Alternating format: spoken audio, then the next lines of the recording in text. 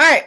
For this week, I'm going to start off just doing a quick review of literary elements. These are things that you guys have all learned before in school, and this is just a quick review. I'm not going to spend too much time explaining things, but please remember, you can always reach out to your teacher if you ever have any questions about what you are supposed to do. So, what we are going to review: plot diagram. All right, I'll talk more about that later. Characters, the types of conflict, setting, and then finally theme. So, plot diagram. For this, just put a picture there, and I'm going to explain / remind you guys a little bit about what are the different parts of the plot diagram. So at the beginning, which is in blue on the left side, you have the exposition. This is where you are introducing the characters, you are introducing the setting of your story. During the exposition or immediately after, you are introduced to some type of conflict. All right, the conflict, that's what makes the story interesting. Then the middle of the story, all right, you have the rising action. This is where the conflict is increasing to lead up to finally the climax. So if you guys remember, the climax is a turning point in a story. So this is where everything changes, comes together. If you're thinking about it in terms of movies, it's the most interesting part of the movie. After that, you have the falling action, which the falling action is just the decrease in the actual story itself, what's happening, and then you're finally leading into the resolution. So the resolution is at the end of the story. This is where the conflict is typically resolved, and that is when you finish the movie or book. Every single movie or book uses this type of structure. This is a reminder of like what this is, but you can always again email your teachers. There are tons of resources online that explain plot diagrams as well as examples. So moving on to characters, we're going to just talk about two types: protagonist versus antagonist. So on the left side of the screen, it says protagonist, the central figure who tries to resolve the conflict in the story. This person is often portrayed as the hero or the good guy. Can be a human being or animal, and more information is given about the protagonist, and therefore the audience tends to empathize with him or her. So, protagonist, hero, usually, or not usually, but always hero. I didn't mean to say that, but protagonist, hero, main character, antagonist.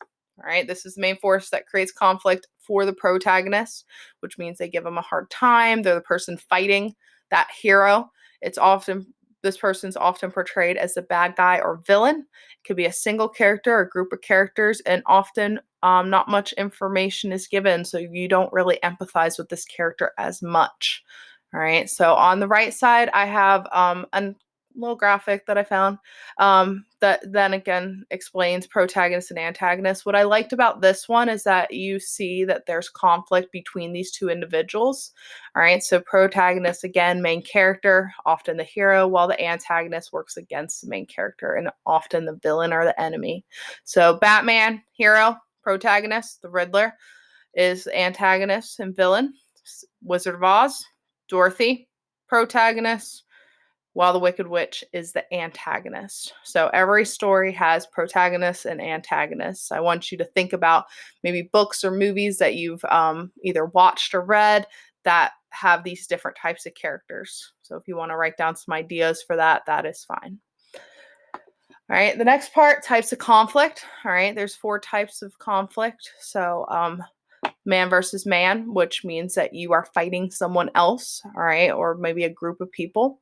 Man versus nature means that, as you can see in that picture, so I'm reading from left to right at the top, that is what's going on in their surroundings. So it might be a natural disaster, a tornado, like such as a tornado, earthquake, something that is out of the character's control, that's happening in nature.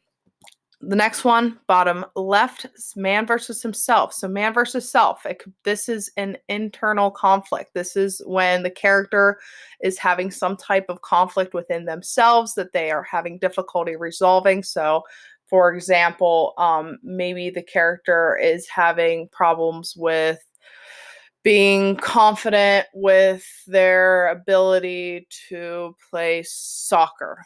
right? So no specific story, but having that conflict within yourself, no one else is influencing that based on the information I gave you. It's just the characters having that internal problem within themselves. And then last part, man versus society. What this means is that this is when there is a greater group of people in society, or there is like some type of ideal or idea that the person is just like fighting against. So one example that comes to mind immediately for me is in the Hunger Games. If you've read or watched read the book or watched the movie, the whole issue with having the Hunger Games itself, that would be a man versus society conflict, all right? Because people like Katniss Everdeen are having trouble understanding why this is happening within their society. So these are the four main types of conflict. One part I want to go back to is the man versus man. A good example of that might be if you think about, I'm trying to think of the books that we've recently read, um, or the stories that we recently read, I should say. Um, the one that we had read, Tuesday of the Other June, that story, the conflict between June and the other June, would be an example of man versus man. And this is just what they're called. Saying man doesn't necessarily mean it needs to be a man. It could be a kid. It could be a woman, whatever. All right, setting. Not going to talk about this one too much, but the biggest thing you have to remember about setting is when and where the story takes place. So when is it happening? What year? And where? What is the location? And the picture on the right, I just thought was cool because it showed a book that was opening, and you can see what the setting would be described to be looking like in that novel.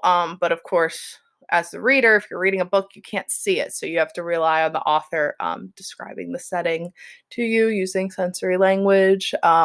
Sensory language and possibly figurative language. So setting, where, and when. Lastly, we have theme. So theme is different than main idea.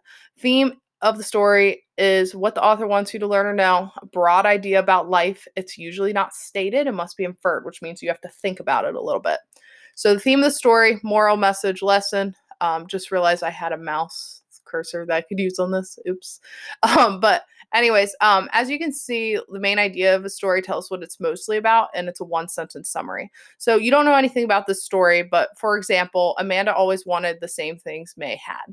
That is a main idea of the story. A theme is jealousy. Okay, it's one word. Well, down here it says even though Tim was afraid of heights, he still went to the top of the ropes course. That's the main idea. All right, what's the story about? The theme, the message that the story is trying to say is bravery. If you look down to the third one, it says Kayla spent hours on a project and got an A plus. All right, that's what the story is mostly about. But the theme is hard work pays off. Notice how it's a little bit more than one sentence, but it's still short, concise, gives you the message or the lesson of the story. And as you can see with the other ones, same thing. It's okay to be different is the theme. Main idea is a sentence. Friendship is a theme. Main idea is a sentence. Biggest thing you have to remember about theme is that theme is a moral or message. So if you like look at the ME at the end, and then you can like imagine I'm writing message. So theme is message. It's different than main idea. So that should be the end of this presentation. So I hope you guys are enjoying this time to hopefully do things that maybe you didn't have time to do before. So, all right, if you have any questions, make sure you email your teacher.